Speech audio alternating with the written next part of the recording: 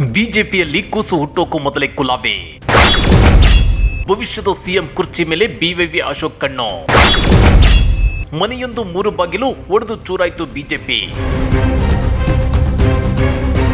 ರಾಜ್ಯ ಬಿಜೆಪಿಯಲ್ಲಿ ಕೂಸು ಹುಟ್ಟೋದಕ್ಕೂ ಮೊದಲೇ ಕುಲಾವಿ ಒಲಿಸಿದಂತ ಪರಿಸ್ಥಿತಿ ನಿರ್ಮಾಣವಾಗಿದೆ.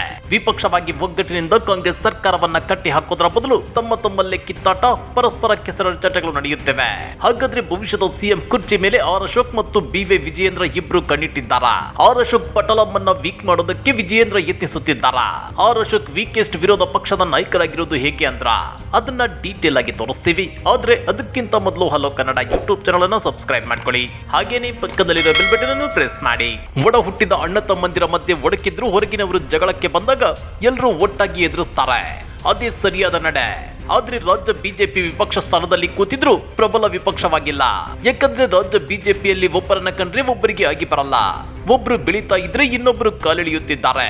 ಹೀಗಾಗಿ ರಾಜ್ಯ ಬಿಜೆಪಿ ಪರಿಸ್ಥಿತಿ ಸದ್ಯ ಮನೆಯೊಂದು 3 ಬಾಗಿಲು ಎಂಬಂತಾಗಿದೆ.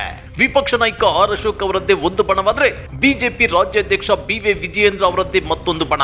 ಇತ್ತ ಈ 2 ಬಣಗಳಿಗೆ ವಿ ಸುನೀಲ್ ಕುಮಾರ್ ಬಣ ಸಿಟ್ಟು ಹೊಡೆದು ನಿಂತಿದೆ.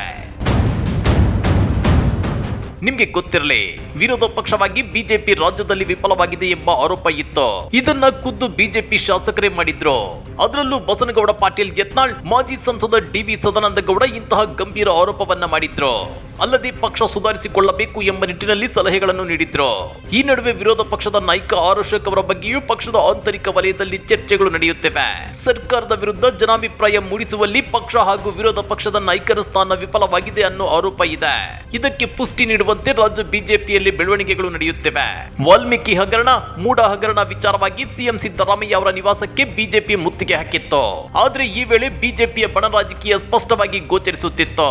ಆರ್ ಅಶೋಕ್ ಹಾಗೂ ಪರಿಷತ್ ವಿಪಕ್ಷ ನಾಯಕನ ಸ್ಥಾನದ ಆಕಾಂಕ್ಷಿಯಾಗಿರೋ ಎನ್ ರವಿಕುಮಾರ್ ಒಂದು ತಂಡದಲ್ಲಿದ್ರು. ಮತ್ತೊಂದು ತಂಡ ಸುನೀಲ್ ಕುಮಾರ್ ಅವರದ್ದು.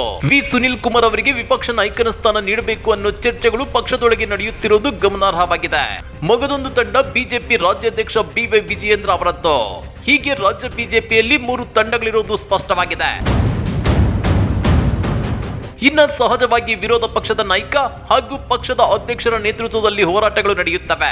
ಈ ಹಿಂದೆ ಕಾಂಗ್ರೆಸ್ ವಿರೋಧ ಪಕ್ಷದಲ್ಲಿದ್ದಾಗ ಸಿದ್ದರಾಮಯ್ಯ ಹಾಗೂ ಡಿಕೆಶಿ ನಡುವೆ ಭಿನ್ನಮತ ಇದ್ರೂ ಹೋರಾಟದ ಸಂದರ್ಭದಲ್ಲಿ ಅದು ಗೋಚರಿಸುತ್ತಿರಲಿಲ್ಲ. ಆದ್ರೆ ಬಿಜೆಪಿಯಲ್ಲಿ ಆ ಭಿನ್ನಮತ ಸ್ಪಷ್ಟವಾಗಿ ಗೋಚರಿಸುತ್ತಿದೆ. ವಿರೋಧ ಪಕ್ಷದ ನಾಯಕರಿಗೆ ಸಾಥ್ ನೀಡುವ ಶಾಸಕರ ತಂಡ ಇಲ್ಲದೆ ಇರೋದು ಇಲ್ಲಿ ಸ್ಪಷ್ಟವಾಗುತ್ತಿದೆ.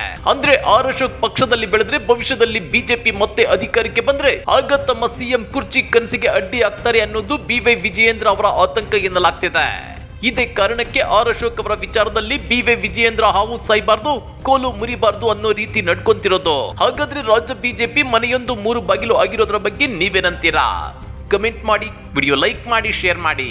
ಇಂಥ ಮತ್ತಷ್ಟು ರೋಚಕ ರಾಜಕೀಯ ಸುದ್ದಿಗಳನ್ನ ಮಿಸ್ ಮಾಡದೆ ನೋಡಬೇಕು ಅಂದ್ರೆ ಹಲೋ ಕನ್ನಡ ಯೂಟ್ಯೂಬ್ ಚಾನಲ್ ಅನ್ನ ಸಬ್ಸ್ಕ್ರೈಬ್ ಮಾಡ್ಕೊಳ್ಳಿ.